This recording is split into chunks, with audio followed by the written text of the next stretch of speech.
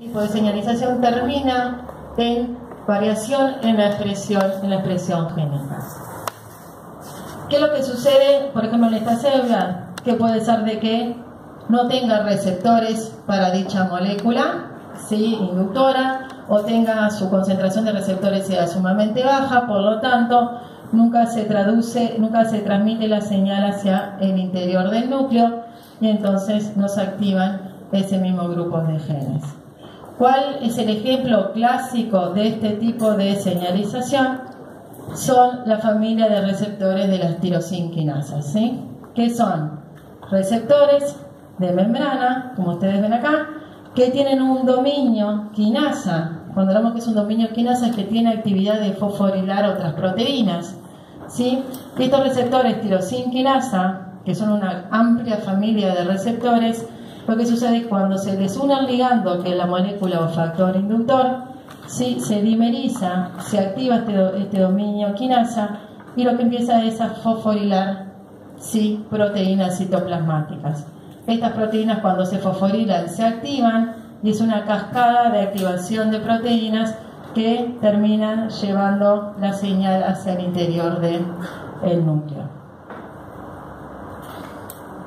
Esto es el modelo, y esto no es para que se lo aprendan ni mucho menos, ¿sí? Les voy a mostrar algunos ejemplos, pero van a ver que todas las vías de señalización que implican un ligando, ¿sí?, y un receptor prácticamente actúan, ¿sí?, de manera muy similar, ¿sí? Lo mismo, ¿no? Este es el receptor de tirosinquinasa y lo que se va haciendo es fosforilando una cadena de proteínas que termina en activando un factor de transcripción que actúa sobre la transcripción de un grupo de genes, ¿sí? Este es el modelo clásico de las receptores de tirosinquinasa. ¿Qué pasa si hay una molécula inductora y hay un receptor que no responde de manera correcta a esa molécula inductora, ¿sí? Porque si todo funciona bien, el desarrollo embrionario es normal. Cuando hay una alteración, tanto en si la molécula que se emite no es la adecuada o el receptor no logra recibir y responder de manera correcta a esa molécula, es cuando empiezan, sí, los problemas. Y una de las patologías genéticas que se llama displasia tanatofórica se debe justamente a una mutación en el gen que codifica el receptor del factor de crecimiento fibroblástico. Los factores de crecimiento fibroblástico lo vamos a ver a lo largo de todas las clases, que van a ver que hay distintos factores de crecimiento fibroblástico que van a estar actuando en distintos niveles en los procesos de diferenciación y formación de distintos tejidos y órganos. Este receptor, sí, que es de la familia de las tirosinquinasas, este receptor que se llama receptor FGF3, ¿sí? Los niños que tienen displasia tanatofórica tienen una mutación que les cambia un aminoácido en esta región, ¿sí?, del receptor, en la unión de lo que sería la región extracelular con la unión a la membrana. Normalmente, ¿cuál es la acción de esta señalización? Bien, cuando el receptor recibe el ligando, se dimeriza, se activa y traduce toda una cascada de señales que lo que regula es el crecimiento del cartílago, ¿sí? Es decir, que una vez que recibe la señal inductora, sí se mandan señales a las células de que si lo que está regulando es todo el desarrollo del cartílago, ¿sí? ¿Qué es lo que sucede? Cuando hay una mutación en este receptor, aún en ausencia de ligando, se activa, ¿sí? Al activarse, está mandando señales dentro de la célula en un momento que no es el adecuado, ¿sí? Activa de manera prematura la vía STAT, que es una vía de transducción de señales, y produce la terminación prematura del crecimiento de los cartílagos en el embrión, ¿sí? ¿Esto en qué termina? En que el niño tiene miembros, ¿sí? Los miembros son sumamente pequeños, porque obviamente si no tiene un desarrollo normal del cartílago, tampoco de hueso, ¿sí? Tiene una espalda sumamente angosta, ¿sí? Y el desarrollo, ¿sí?, de las costillas y toda la estructura, ¿sí?, de esta región es muy pequeña.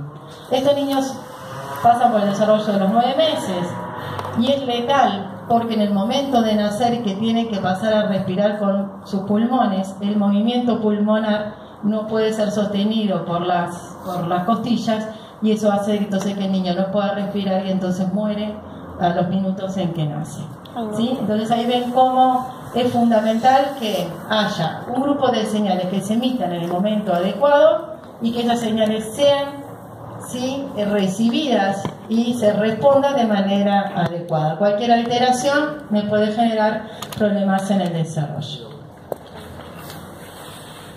Bien, hay un montón de vías y todas se las voy a pasar simplemente, no es necesario ni ustedes ni siquiera que se las aprendan de memoria, yo no lo sé, así que tranquilos, pero la idea es que vean que todas las vías de señalización, y algunas de ellas las vamos a ir viendo en el correr de las clases, parten de lo mismo, ¿sí? Un ligando molécula inductora que activa un receptor y todo termina en general en la regulación de la expresión génica, ya sea activando un grupo de genes o silenciando, ¿sí?, otro grupo de genes, ¿sí? Esta es la vía Hedgehog, que es lo mismo. Acá en realidad el receptor no es una tirosinquinasa, es otro tipo de receptor. Esta vía de señalización la vamos a retomar cuando vemos el desarrollo de los miembros, porque esta vía es fundamental para el desarrollo de los dígitos de la mano, ¿sí?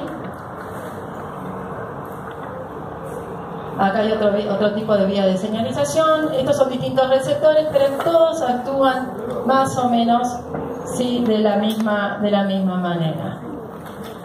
Ahora bien, vamos a detenernos en lo que es la señalización yuptácrina, ¿sí?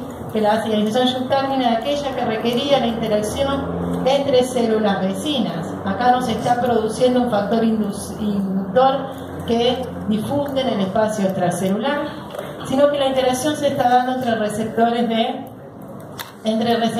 membrana. Tengo dos receptores, ¿sí?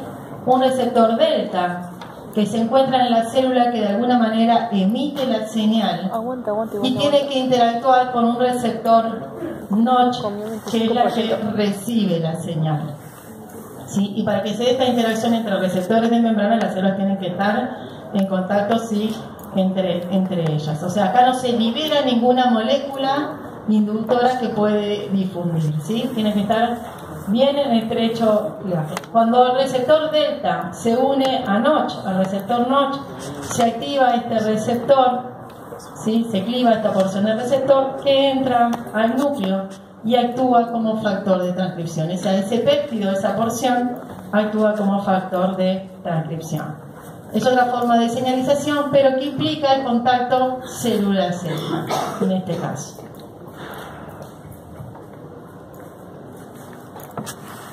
Y después está el tercer tipo de señalización entre las células, que es el que está mediado por la matriz extracelular. Es decir, como yo les decía, tiene que ser células que, si bien no entren en contacto, estén lo suficientemente cerca para compartir la matriz extracelular, ¿sí? Y esta señalización va a estar mediada por integrinas, ¿sí?, y caderinas, que interactúan también con moléculas de la matriz extracelular como las fibronectinas, ¿sí? Estas que son las caderinas y las integrinas son proteínas que están en la membrana de las células, y acá no solo se da la interacción entre moléculas de una célula y la otra, sino también con moléculas de la matriz extracelular, ¿sí? Entonces se emiten señales. Acá pueden ver toda la interacción. Hay toda una interacción no solo de proteínas de membrana que se unen a la fibronectina, y después va a haber otra célula que se va a unir acá, ¿sí? Es decir, que está mediada por, ¿sí?, moléculas de la matriz extracelular. De ahí que se requiera el acercamiento entre ambas células que van a señalizarse.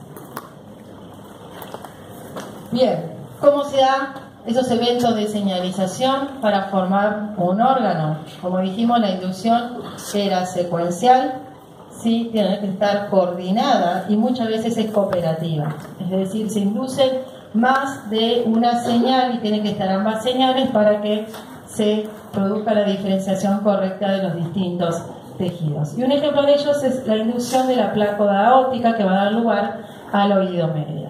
Nosotros tenemos acá el ectodermo faríngeo, este es el mesodermo, el endodermo, perdón, mesodermo y el ectodermo. ¿Qué es lo que sucede? El endodermo faríngeo, que está acá, secreta FGF8. Es decir, yo le dije, nos vamos a cansar de ver factores de crecimiento fibroelástico durante el desarrollo embrionario. Secreta FGF8 e induce al mesodermo a secretar FGF19. Es decir, que induce el mesodermo a que secrete otra proteína inductora. ¿Sí? Esto no tiene que sabérselo de memoria. Es un ejemplo para que vean que la inducción sí se da de manera coordinada.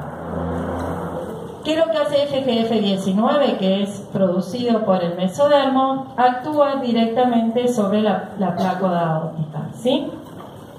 Por otro lado, también el mesodermo secreta FGF19 que va a actuar sobre la placa neural y la va a inducir a producir otras dos moléculas, que es FGF3 y BNT8, ¿sí? Y secretan estas dos moléculas que la acción sinérgica de FGF19 sobre la placa óptica y estas dos moléculas también sobre la placa óptica hace entonces que se produzca un factor de transcripción que es FAX2 dentro, ¿sí?, de la placa óptica, ¿sí?, y lleva entonces al proceso de diferenciación y desarrollo del oído medio, ¿sí? Es decir, que muchas veces tienen que recibir señales inductoras desde distintos tipos celulares para que se produzca el desarrollo correcto, ¿sí?, de un órgano. Bien, hasta ahora vimos la señalización celular en general para inducir un proceso de diferenciación y formación de nuevos tejidos y de órganos. ¿Qué pasa con el proceso de apoptosis o muerte celular programada? ¿Sí? Durante el desarrollo embrionario se produce el proceso de apoptosis, que es una muerte celular programada. No es que la célula muere porque no tiene nutrientes, por ejemplo. La célula muere porque recibe las señales de que debe de morir, ¿sí? Es algo que está totalmente programado durante el desarrollo embrionario. Y es esencial durante el desarrollo en ciertos procesos. Para controlar el crecimiento neuronal, ¿sí? Las células neuronales en algún momento tienen que detener el crecimiento y muchas de ellas deben de morir, ¿sí?